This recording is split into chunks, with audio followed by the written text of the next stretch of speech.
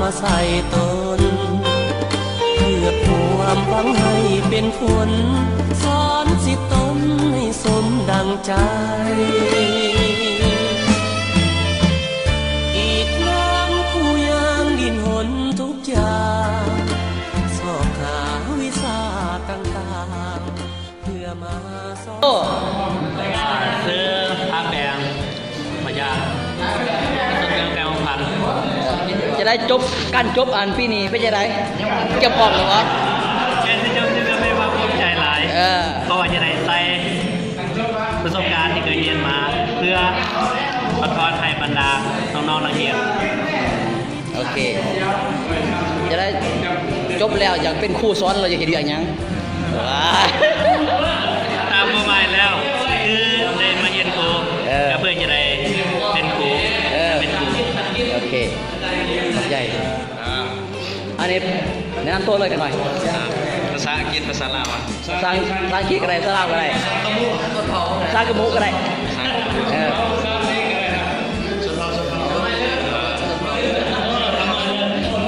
สบายดีชื่อพระคำตุ้ยมาจากแสงอุดมไซโอเคปัจจุบันจังหวัดกาญจนบุรีเมืองจันทบุรีนครหลวงเวียงจันทร์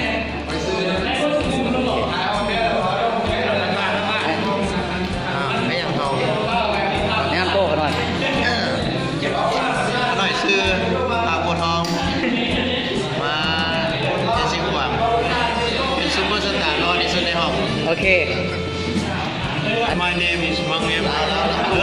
เอาเล่าวะเอาเล่ากันเล่าสบายดีใครเองชื่อเอ็มเนาะมาจากแมงอัตพืชปัจจุบันพักวัดจันทบุรียก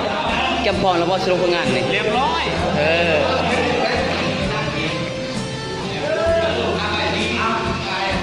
อันนี้พาชิตันแนะนำตัวกันหน่อยมาจากไหนเมืองไหนแกงไหนพูดมาจากภาคเหนือเอานักเชียร์เอาแนะนำตัวดีไหมเอาไปก่อนเอาเลยนะแนะนำเลยแนะนำแล้ว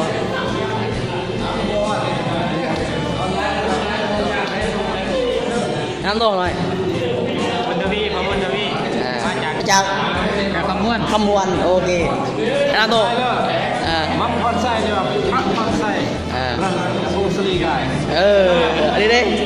สวัสดีชื่อพระปริญญาพุทธมีมาจากแข้งจับซักโอเคพวินนี่ดิข้าพเจ้าชื่อพระว่าเอาล่ะมาจากแข้งสวัสดิ์จุ่มแนะนำชื่อกันหน่อยจุ่มนี่บ้างได้ดีเอ็นพีสุดท้ายแล้วพอกลองก็เรียมตายไปแล้วโตเลยเสื้อผ้าสีสว่างใช้สว่างมาจากแขกว่าลำไส้นี่ได้มาซ้อนเด้มาอยู่ใช้มาแต่จากดวงพระบางมาแต่ดวงพระบางเด้อผ้าซ้อนเด้อโอเคมาจะใช้นี่นั่นโตสมัยเลยมาแต่แฮมยี่ไก่รอดสกีกับมือที่ซองเด็กอีการทดแทนอีก็สุดยอดเลยนั่นโตอะไรโตทางลาดิมันโตทางดินี่สมัยเลยมูคูจุกคนในห้องก็ต่อยนั่นโตเฮ้ยซื้อผ้าขาวพันเนาะมาจากแข่งสัญญาบุรีเนาะนั่นโตโอ้นี่ซื้อผ้าต้นเนาะที่มาจาก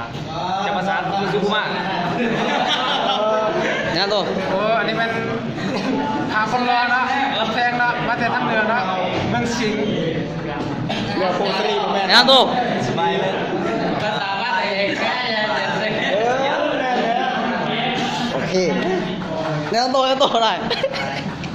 มาคันทองเนาะมาจากอัตตปือแผ่นดินคำโอเคตัดนั่นโตหน่อยเอานั่นโตแม่โอเคนั่นโตอะไรก็เสื้อผ้าทำคนเมืองสากิจ BTC เนาะ แนะนำบ้าง